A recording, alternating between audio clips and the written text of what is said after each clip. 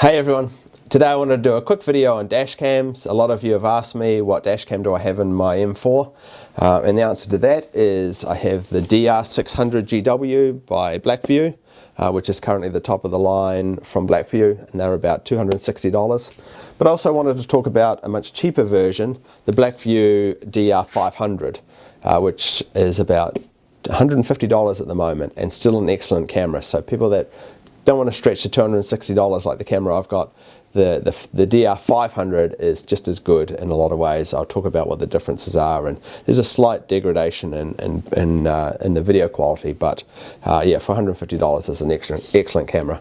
And then also a camera that sort of fits in between those two, this Lukas LK-7900, which has really good video quality, but it's a different form factor and slightly different features than the Blackvues, but I wanted to show you those as well. So I've got all three cameras here and the boxes, and we'll jump straight in and look at the video quality, and then I'll talk about some of the features. But first of all, why do we even need video, dash cam video? Well, the best example I can give you is an incident that happened to me about 3 years ago when I still had my E92 BMW. I was driving down the road, minding my own business, on the way to the supermarket, when all of a sudden this white Nissan Rogue in front of me stopped.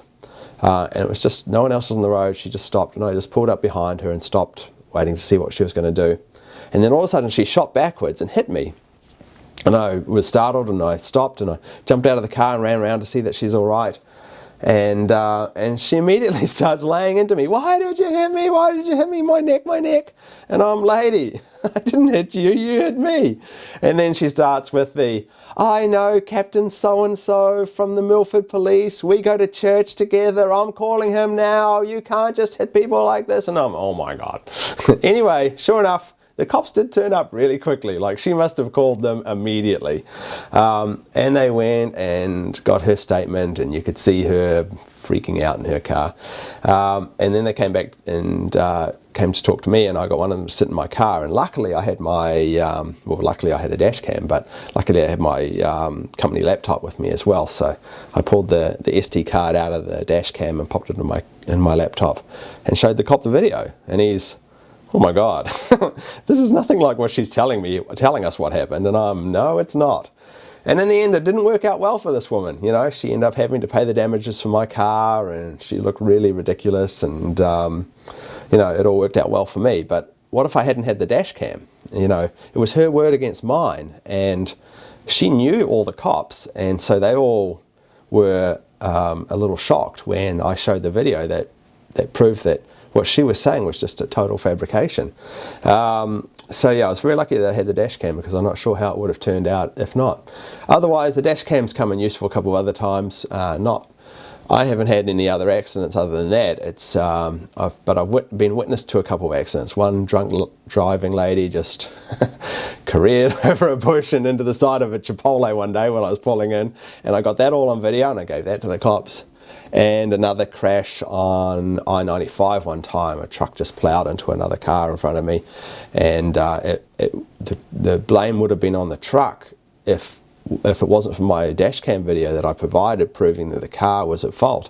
So, you know, I've had dash cams for about 4 or 5 years, and you know, I've had about 3 or 4 incidents where it's been really useful. So yeah, if you can stretch to $150 to get a dash cam, I strongly recommend it, because sooner or later someone's going to do something stupid, and you're going to want the video to prove that you're in the right or in the wrong, whatever.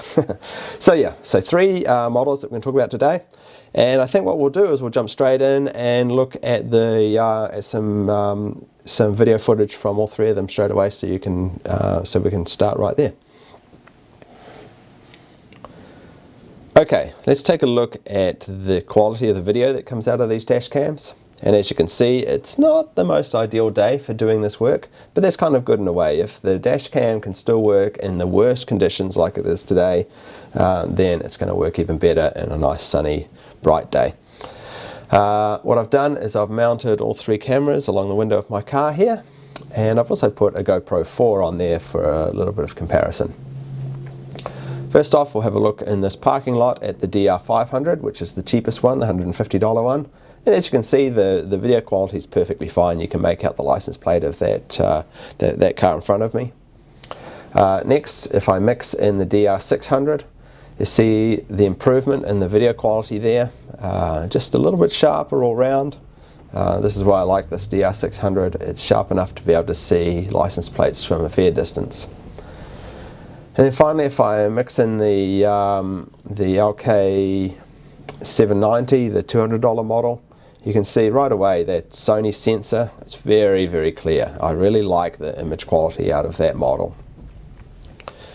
Next, I wanted to simulate a bit of low light conditions like you'd get at night, and the best way I could do that without waiting until night time was to drive under this bridge.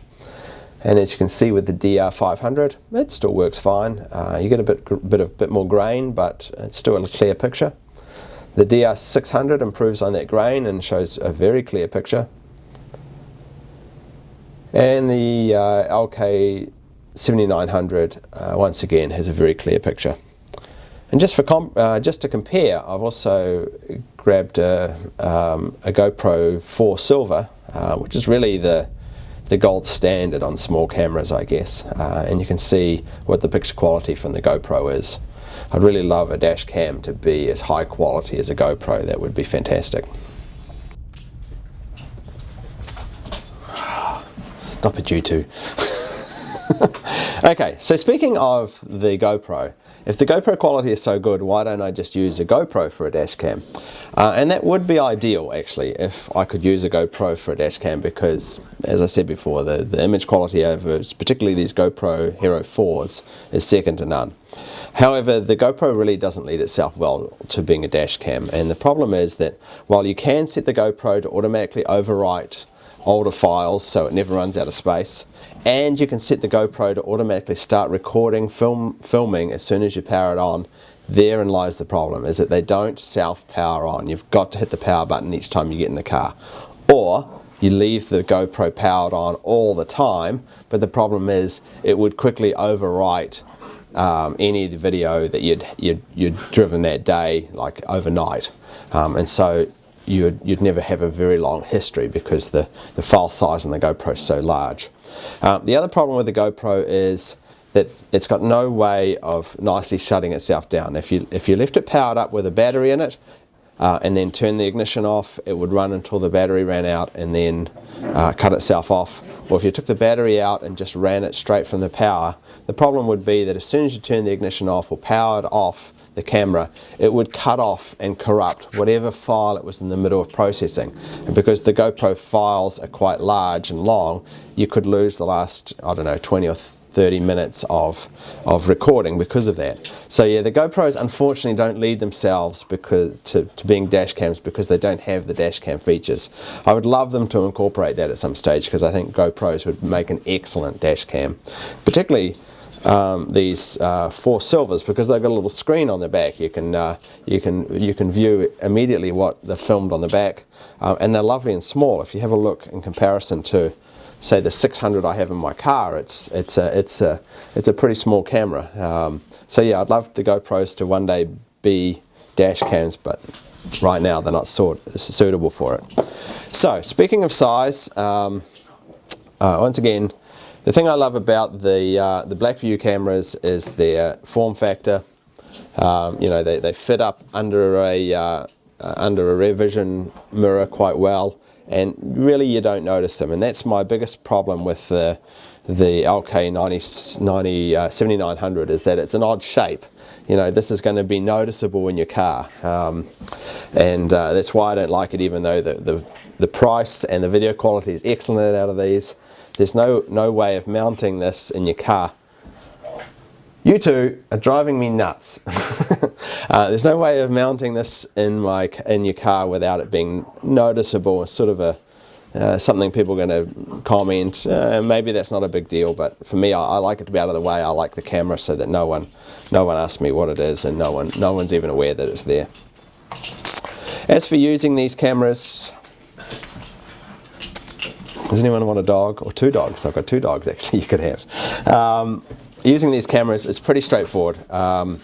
You can either wire them directly into your car so they run all the time, or you can buy what I did, which is a little box which automatically shuts off the power after a certain amount of time. So I got the Power Magic Pro, which has got a bunch of little dip switches on it, and you can set it to power off after 30 minutes, an hour, 6 hours, 12 hours, whatever you want. I've got mine set to power off after 6 hours, so it will continue recording 6 hours after I've finished, 6 hours after I've shut off the car. And with the Blackvue cameras, what they do is they go into park mode, and so they don't record everything. They only record whenever there's movement in the picture. So someone walks in front of your car, or someone bumps your car, or whatever, it'll record that 30 seconds before and 30 seconds after, which is a great feature. They all come with a viewing software. The LK-7900 has PC only software, I believe, whereas the Blackvues have both PC and Mac viewing software, and that's how you configure them as well. You can configure them to different bit rates, you can adjust the recording volume and all sorts of other things. But within that viewer you see the date and time, and it's spread out down the bottom, and you can click directly on the hour and the date and the seconds. For the love of God, put that ball down. And it shows a little on the GPS the models with the GPS. It shows you where your car is. It's a very nice viewer. It gives you all the information you need, including little G-force meters. I don't know how useful they are, but I guess if you're in an accident, you can see what G-forces you experienced. So you know, might be useful. And yeah, so otherwise they're pretty straightforward. You know. The whole point of a dash cam is just to put them in there, wire them up, and then forget about them until you need the footage. So yeah, I hope this very short video has been helpful for you guys looking to buy a dash cam video. I would strongly recommend any of the three that I've talked about here. They all have excellent video quality, and they've all worked well for me in the past. If you've got any questions, put them in the comments down below, and I'll see you in my next video. Thanks everyone. Bye.